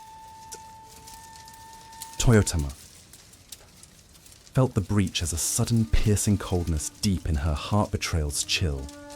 She did not rage or scream in fury. She did not plead or beg for understanding. No dramatics, only grace. She wrapped the newborn tenderly in soft, warm cloth and kissed it with the profound sadness of a mother who must leave a cradle tears held back. She left the hut quietly, head high, and walked into the welcoming tide without ever turning back departure heartbreakingly final. She returned to the palace where lanternfish hang in careful, glowing patterns, and put away her immense hurt, as women of strength sometimes must not, because it is small or insignificant, but because it is so large and heavy, and must be kept in a private room where only the heart can bear to visit it. Dignity in sorrow. The child was left to the loving, devoted care of a woman whose name carries the gentle sense of jewel and binding thread. Tamayori, the younger sister who became nurturing nurse and later wife to the one she raised circle of family closing. Such tender loops are not quite uncommon in the old recitations, for they speak beautifully to the way houses fold protectively in upon themselves to keep a precious line alive continuity through love and duty. The boy received a name that sounds like a long, wistful breath drawn in sorrow. Ugaya Fukiyaezu. A mouthful that means the cormorant feather thatching was never completed. A phrase that tenderly remembers the hut begun with hope and left unfinished because a promise broke and sent the mother back to her sea-poignant, eternal reminder. He grew with the serene calm that sometimes sits on children who have been carefully, lovingly watched over gentle security. Tamayori taught him the proper, respectful bow at thresholds and the patient art of listening to old men who tell the same cherished story with a different ending each time. Wisdom passed down. He married her when the years had turned gracefully and the proprieties could be arranged without scandal or whisper union blessed by time. And from their loving union came sons, whose names write bold, new pages in the grand book of history legacy expanding. One of them will become a vital thread that runs from visionary dream to thriving capital, and from capital to enduring calendar foundation of empire. But that inspiring part belongs to the next chapter, anticipation rising. The melodrama of the broken promise truly deserves a quiet, reflective moment more. Let's honor it deeply. It is not a scene placed to humiliate a flawed hero or to blacken a grieving bride. No cruelty in the telling. It is the powerful engine by which a culture gently explains why border crossing demands deep, unwavering reverence. Profound lesson. A sea wife can love a land husband, and a land husband can love a sea wife. Worlds beautifully united. But there are sacred conditions that protect both hearts. A hut must be given to secrecy. A vow must not be taken as a toy to be played with lightly. Trust absolute. When vows are kept faithfully, worlds remain joyfully bridged. Harmony eternal. When they are broken, the worlds return sorrowfully to their own tides, and the child of their meeting must reconcile the aching loss by living well and honorably. Strength forged in adversity. Ugly later uses of this tale by crude, insensitive minds do not erase its first pure intention. Wisdom shining through. It asks listeners to respect what is asked in intimacy. It also asks them to accept that there are truths one should not demand to see boundaries sacred. Hoderi did not vanish after his humbling surrender. No disappearance into shadow. He becomes in the telling a figure of dignified retirement grace found in defeat. He accepted smaller, quieter waters and let fortunes rest peacefully in younger hands. Humility embraced. The tide jewels did not become toys of tyranny or domination, never misused. They remained with Onhuri as constant, gentle reminders that the Sea King had made himself true kin, and they were used sparingly and wisely. For good tools know instinctively when to stay quietly in their box restraint as virtue. Peace between mountain and shore is a peace made every single day by men who choose not to dominate with the powerful gifts that chance or fathers have given them. Daily renewal of harmony. Huri himself did not take a lofty throne from which to look down imperiously on fields. No arrogance here. He is remembered as an ancestor, more than as a lord. Legacy, deeper and longer lasting. There is a quiet, profound pleasure in that, for ancestors feed and inspire longer than any lord ever could. Eternal nourishment. He taught his sons where the stream bites fiercely at the bank, and how to pacify it with stones laid thoughtfully in a line that pleases a water god. Practical respect for nature. He taught them to carry offerings that match the unique temper of a shrine, rather than to throw wasteful splendor where quiet reverence would be better. Mindful devotion. He kept near the coast, where he could still smell his past mistake, and so keep himself honest and grounded, and where he could tell wondrous stories about a palace whose lanterns are living fish without being laughed at. Memories treasured. The sea princess did not forget him. Love enduring across worlds. The songs say that on certain moonlit nights, she rose upon the beach as a dragon that remembers being a woman and watched from a distance the child playing innocently in the sand. Longing gaze, full of love. The little boy looked up fearlessly and smiled at a shape that frightened other children, and then returned happily to his game, which is sometimes how a deep, aching wound is slowly, beautifully healed. Innocence mending hearts. The mother returned to her rooms of coral and listened attentively to reports from sand crabs who gossip, as well as any court lady connection quietly maintained.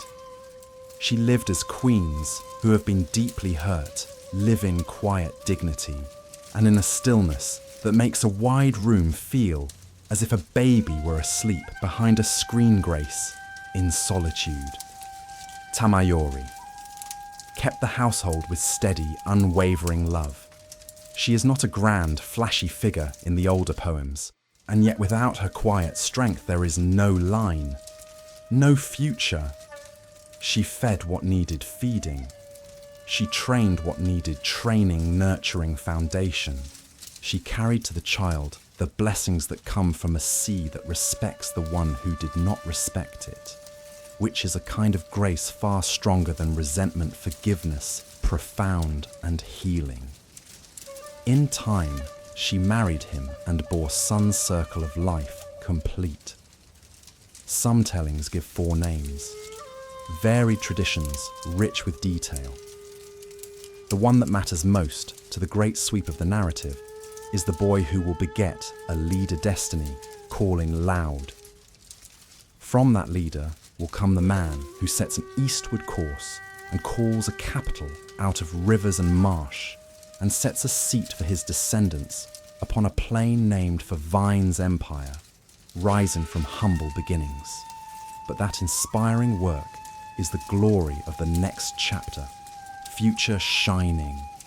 The sea palace remains sunk peacefully in the deep blue, and its king remains attentively listening to the news delivered by mullet and eel watchful guardian eternal.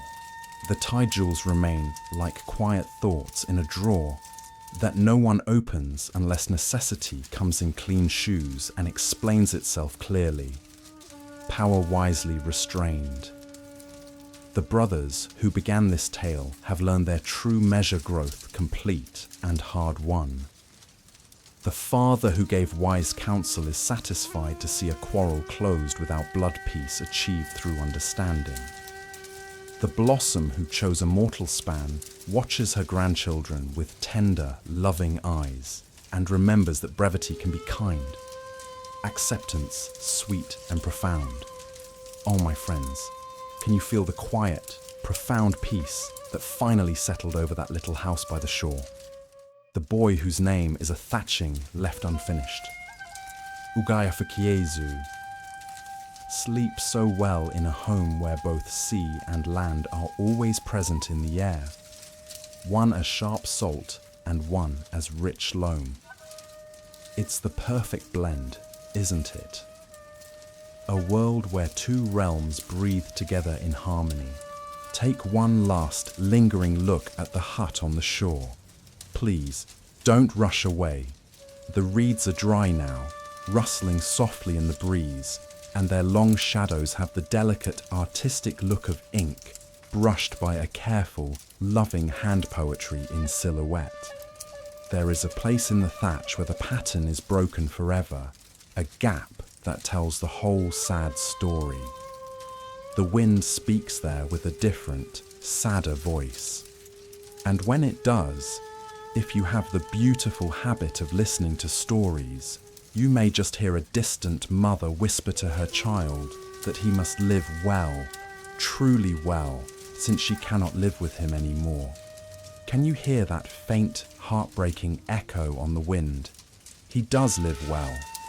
Oh, he lives extraordinarily well. He becomes a devoted father. He becomes a revered ancestor.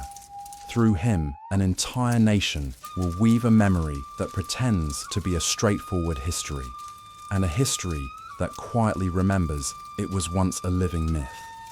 Isn't that the most magical way legacies are born? The sea understands completely. The land understands deeply. They taught him everything. Dual heritage shaping one strong life.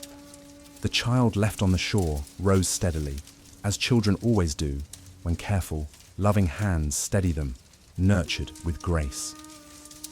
Ugaya Fukiae Zu learned the ways of both sea and land with open heart, and made a welcoming house where courtesy itself stood watch at the door, hospitality as guardian.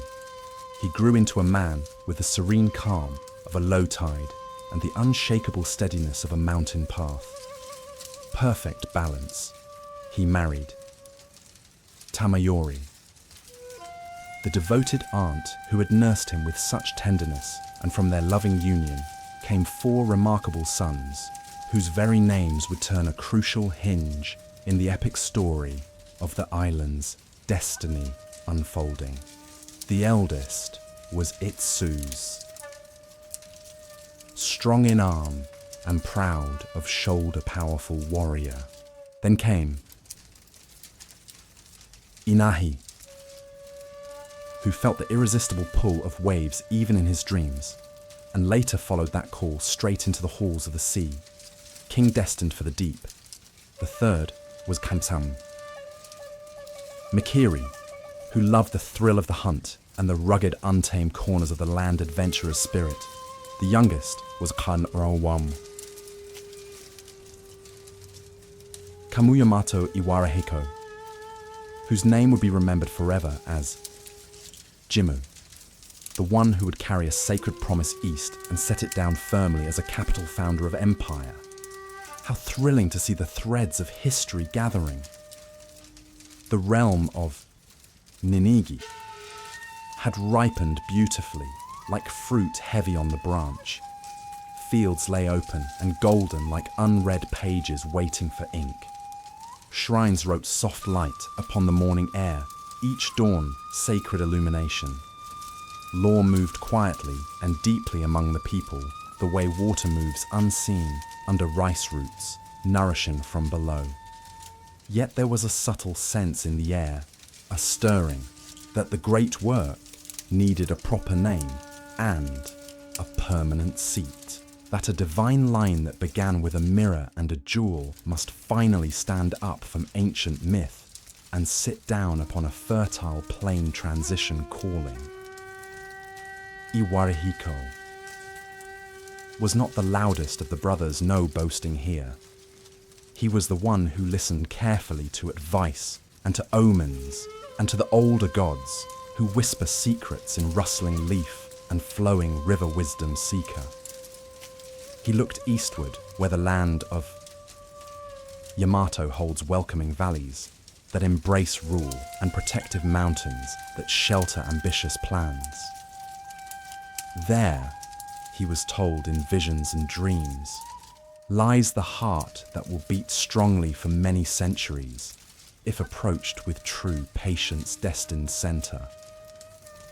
The brothers gathered men who believed more in building roads than in launching raids, visionaries of peace, and built sturdy boats that trusted the strength of their ribs' seaworthy faith. They set out courageously from the southern islands with their stores and cherished household gods, and the sea itself acknowledged them with a long, slow, supportive lift blessing.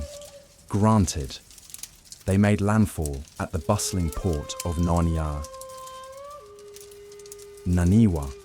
where river and sea forget their ancient quarrel and marry in harmony, perfect union. There they met a local chieftain named Nagasunehiko, proud in the authority that local success brings and quick to resent the bold claims of strangers whose titles arrive on the wind conflict brewing. Words were exchanged that cut deeper than any blade's verbal wounds. Skirmish followed swiftly. An arrow found Itsu's ribs and cut short a life that had begun with such bright promise tragedy, striking the eldest. The brothers grieved deeply and withdrew strategically for Iwarahiko. Understood with wisdom that a battle lost is sometimes a hidden road generously offered by a god setback as guidance, they turned south and circled patiently to the coast of Kumano, where mountains lean intimately toward the sea, and ancient forests speak the sacred language of shrines older than any court's holy ground. There, a thick, unnatural sleep fell upon the entire company. A hazard that in such tales is never merely fatigue.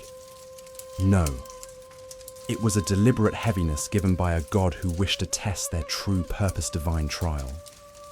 In the vivid dreams of the Takakuraji, a humble, faithful keeper of storehouses, a powerful deity of thunder and straight justice, Takemikazuchi placed a gleaming sword and a clear command.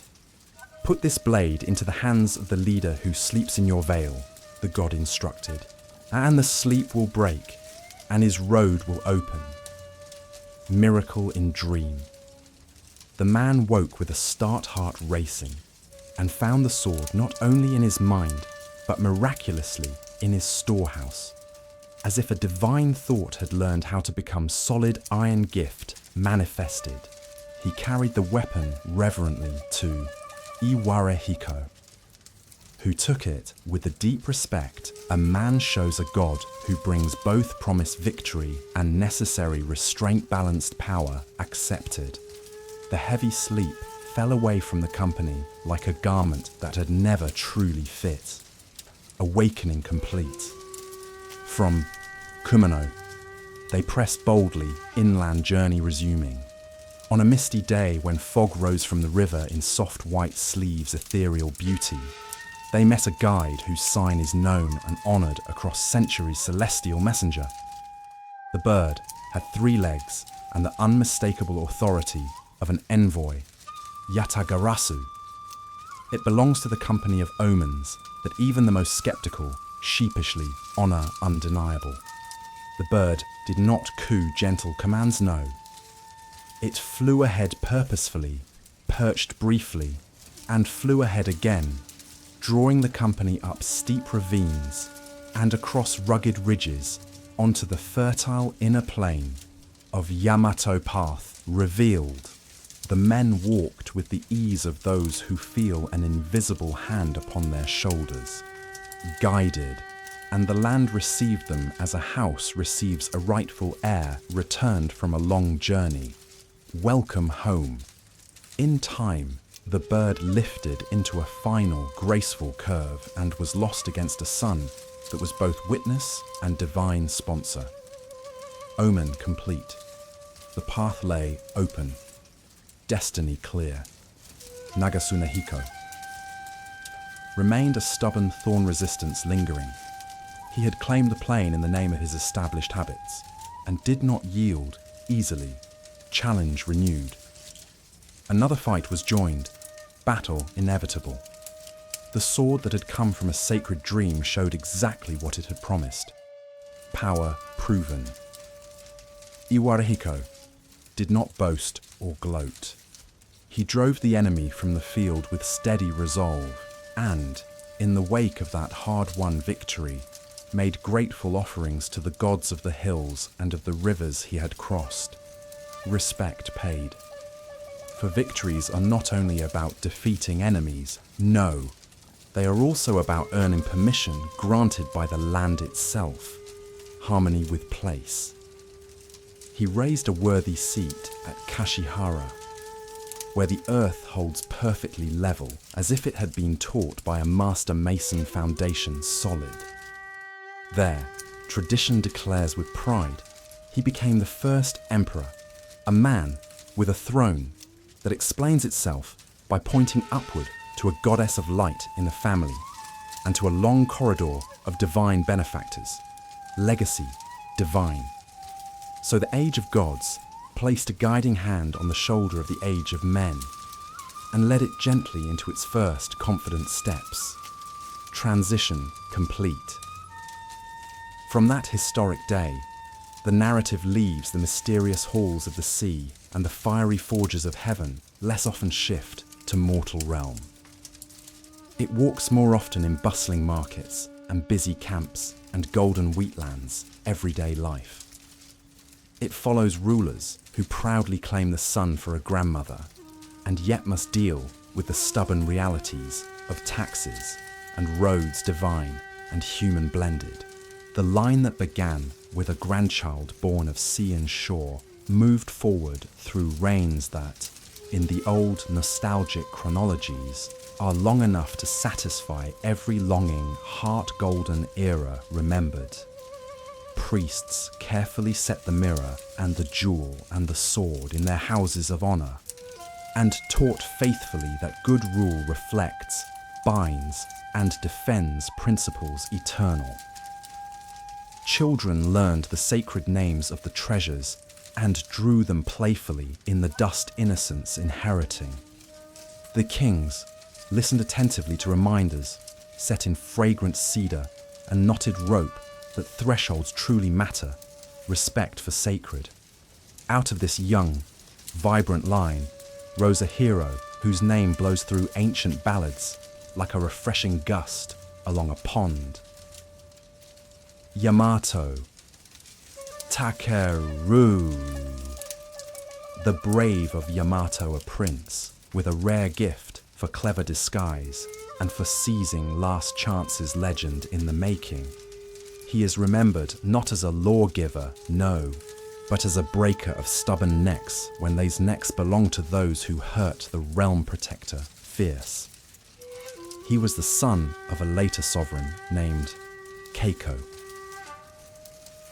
and his youth was a stark lesson in the danger of raw strength, without calm control power untempered.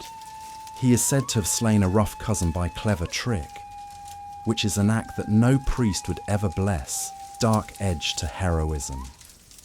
Yet his road was not toward a glittering throne, but toward the wild margins where order fails and chaos reigns.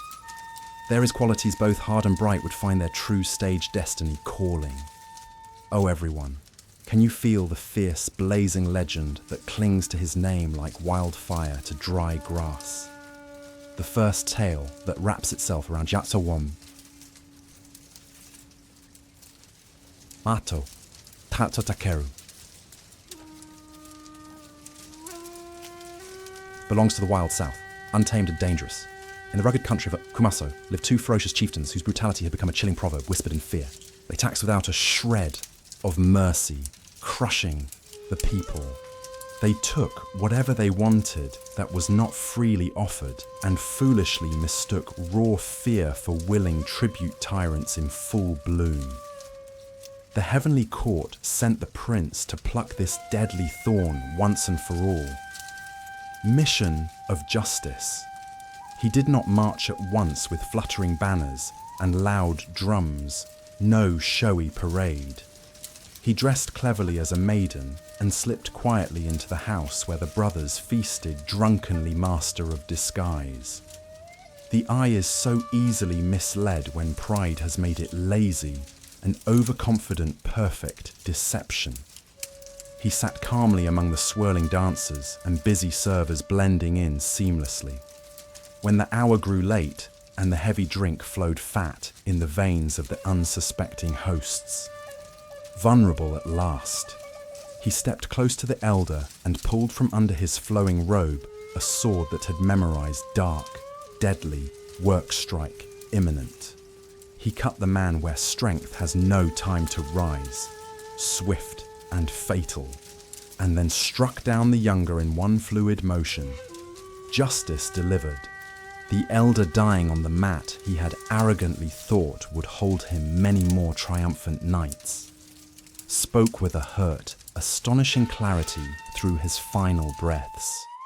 You are the real brave of Yamato. Take the name and leave this house to silence. What a haunting, ironic gift from a dying enemy.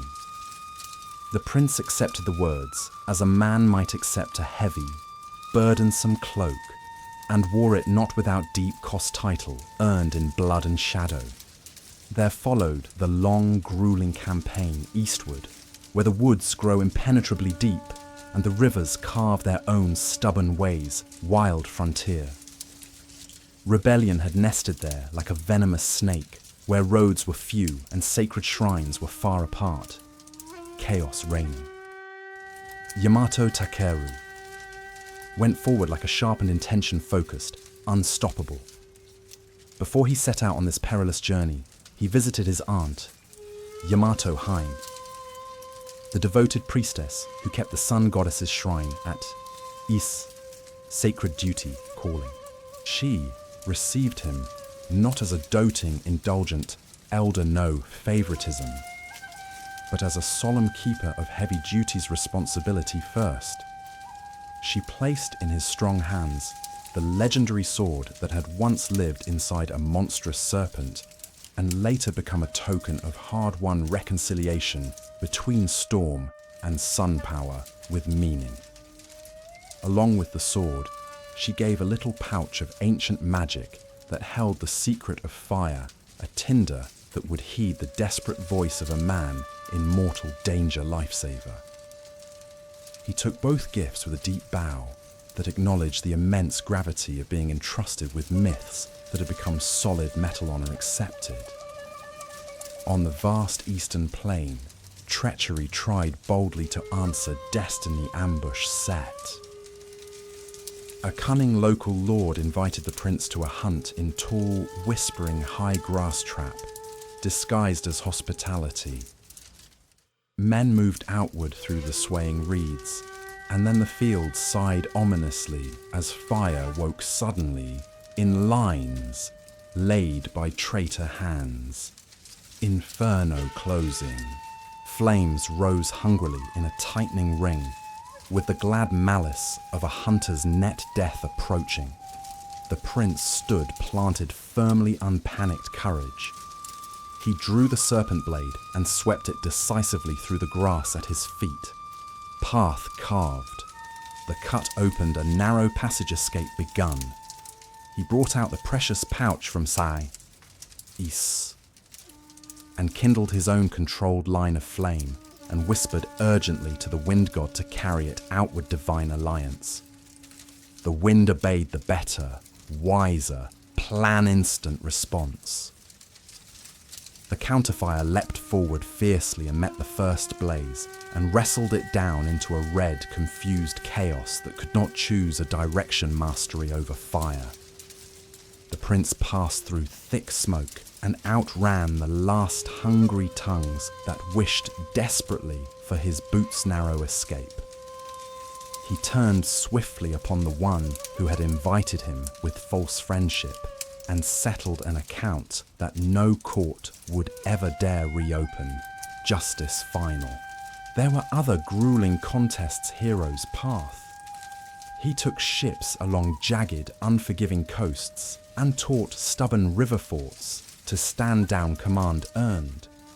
He fought a massive boar that was more vengeful spirit than ordinary animal and left its fearsome tusks planted in a tree as a stern lesson to hunters who brag too loudly, humility enforced.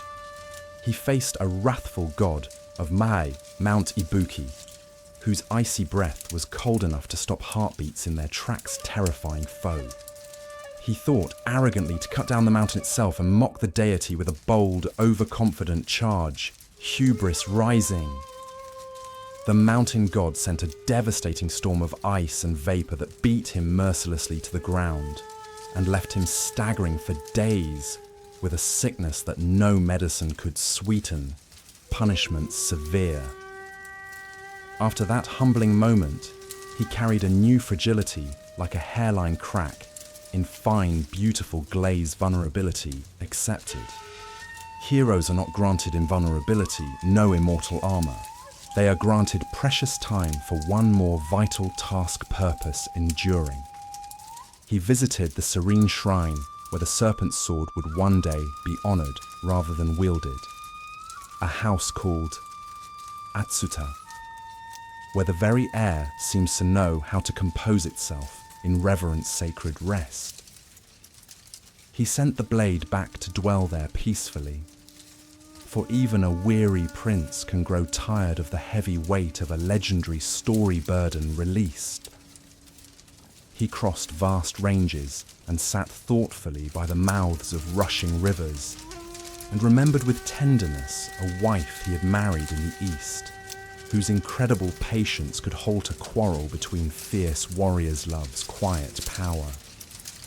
He began the long journey home, not trailed by triumphant drums, but by the soft, earned recognition that a lone, heroic figure truly deserved. Honor in solitude. Sickness followed relentlessly. On the wide plain near Omi, his great strength faltered like a proud banner in wind that suddenly loses interest. Fading, he spoke to faithful friends of a pure white bird he had seen in prophetic dream symbol of soul. He laid down gently in grass that somehow knew the exact length of his extraordinary life acceptance. When he died, oh, the sorrow. The air took on a crystalline clarity that often attends the last breaths of those who have used their days in selfless service of a wide, noble, house peaceful passing. His devoted companions built a tomb that looked like a small green hill and placed Haniwa upon it, the clay sentinels that face away eternally to watch for any insult guardians forever. Then, as the poignant tales tell it, a pure white bird rose gracefully from the mound and flew across the vast marshes and quiet inlets, searching for a place where deep grief meets open sky soul ascending. They followed it reverently to a final resting that felt utterly proper and right closure beautiful. In that way, the man named Brave in a dying enemy's mouth left a luminous sign that even sorrow could pause to admire legacy transcendent. In these powerful stories, you can hear an entire culture thoughtfully deciding what it truly wants. Courage to be. Definition. Forged. It is skill and cunning, not only raw muscle wit over brute force. It is the clever wit to put on a maiden's robe and enter a house as a woman when open war would slam the door, forever strategy triumphant. It is the mature restraint to give a legendary sword to a shrine and walk onward with lighter hands humility chosen.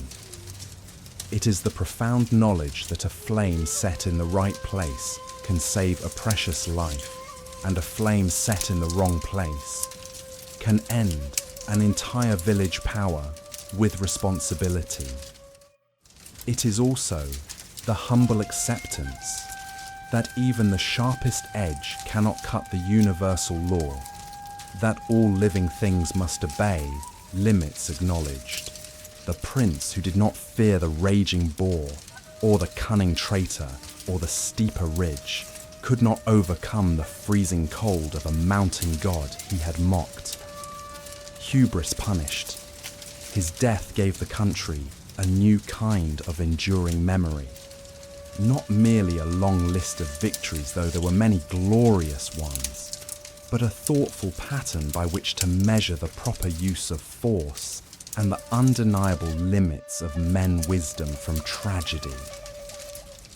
From the established seat at Kashihara, the line that proudly claimed the sun as ancestors continued steadfastly legacy unbroken. Priests kept the sacred mirror bright and polished, and the jewel safe, and reminded young rulers that the sword draw's last restraint taught. Each spring, the hopeful fields looked up trustingly and asked whether they could rely on the hands that turned them question eternal. The answer, more often than not, was a resounding yes, because those hands remembered a grandson who came down a sacred mountain with a blade given by a storm god, and a young man who sailed under a guiding three-legged bird, and a brave prince who once opened a wall of fire with a single word, and later let a spirit bird carry his last name over vast wetlands. Lessons lived. These are large, shining signs beacons. They taught small, everyday lessons. Bow respectfully at thresholds. Keep promises made at sea. Welcome healing laughter to councils. Ask a mountain's permission before you step upon its ancient pride. Respect in all things. The age of gods had taught the eternal rhythm of creation and loss and glorious return cycles divine. The age of emperors added the careful cording of law and the patient keeping of record structure human.